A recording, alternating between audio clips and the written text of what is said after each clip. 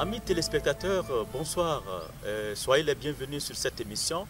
Aujourd'hui, j'ai le plaisir d'avoir notre ami, notre frère Arthur Benjamin Wambi. C'est Mwimba. Wimba. Oui. Alors, il nous vient de Sud-Afrique. Alors, il est là aujourd'hui avec nous et nous allons essayer de parler de la générosité.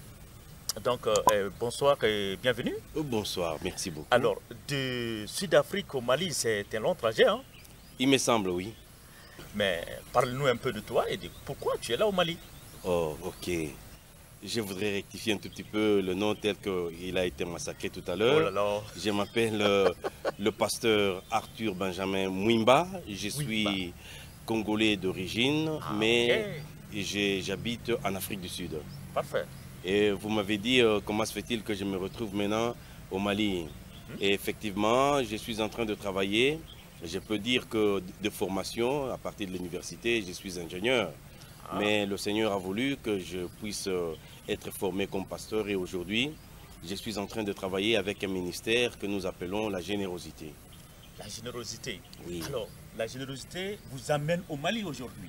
Oui. Alors, le ministère de la générosité m'amène au Mali aujourd'hui pour la simple raison que ce ministère a commission de pouvoir propager le message de la générosité à travers le monde entier. C'est un ministère qui a commencé aux États-Unis et qui s'est répandu dans beaucoup de pays anglophones. C'est déjà répandu. Okay. C'est maintenant qu'à pas de tortue que nous sommes en train d'introduire ce ministère dans les pays francophones. Oui. Et voilà la raison pour laquelle moi qui suis chargé des pays francophones, je me retrouve au Mali. D'ailleurs, j'étais la semaine passée dans la ville de Caille et aujourd'hui je suis ici parce que nous avons encore, pendant ce week-end, nous avons une retraite avec des pasteurs. Pasteur, alors, générosité, vous êtes là. Alors, votre mission, pouvez nous expliquer un peu les objectifs de la mission? Ah, les objectifs de la mission. Oui. C'est pour nous donner des l'idée ou des, des zéros ou des francs CFA. Mais justement, le nom même générosité, nous le trouvons dans la Bible. Oui. Oui, oui. Le message de la générosité, c'est la base même de la Bible, du message biblique. Et sans la générosité, l'évangile ne peut pas être l'évangile, effectivement.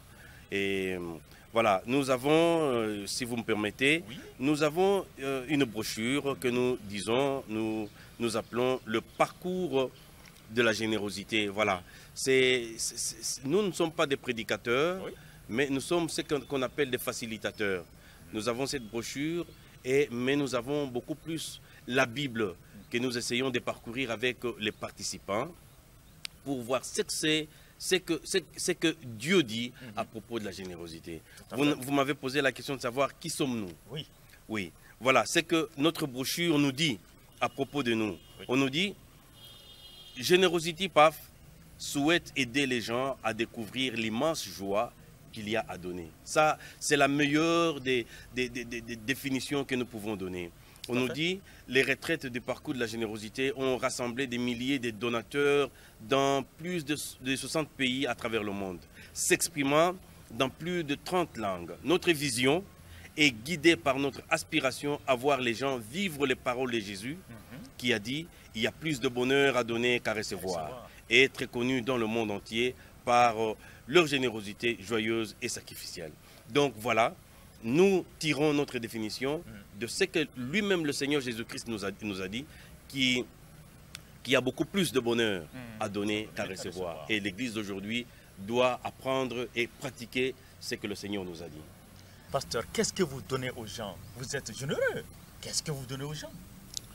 Nous voulons que les gens apprennent à être heureux en donnant. Et ce que nous donnons aux gens, c'est leur rappeler le message du Seigneur.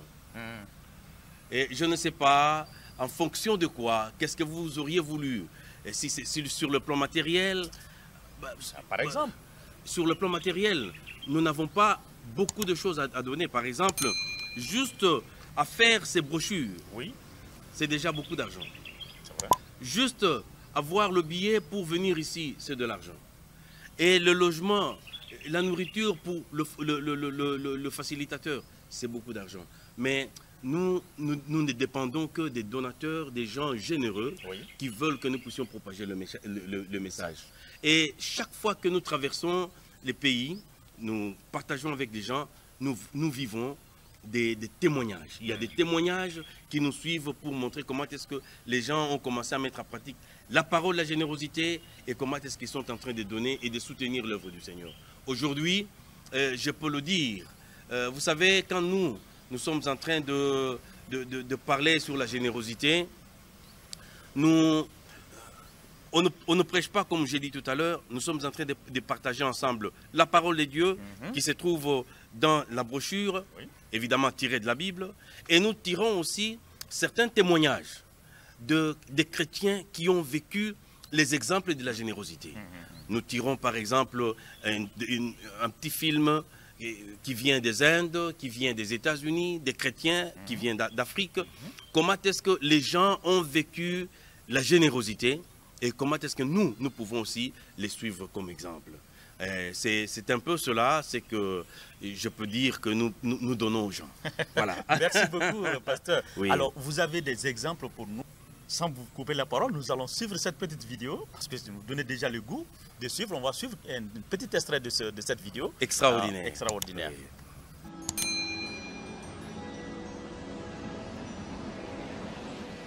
There are many ways of serving the Lord. Some people do great things. Some people are good preachers. Some people contribute lots and lots of money. But when we talk about this handful of rice, it is very humble.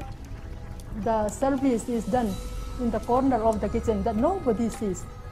But God knows. God bless.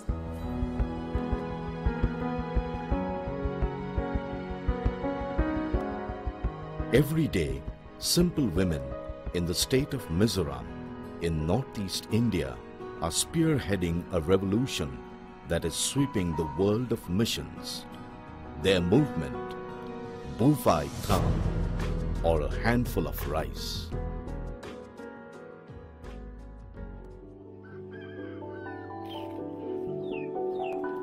Bufai Tham is a practice where each Mizo family puts aside a handful of rice every time they cook a meal, and later gather it and offer it to the church.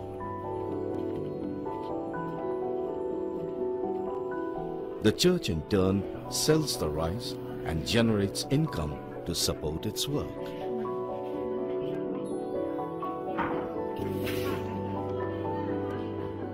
Rice has been the staple food of the people of Mizoram, the main life of the people.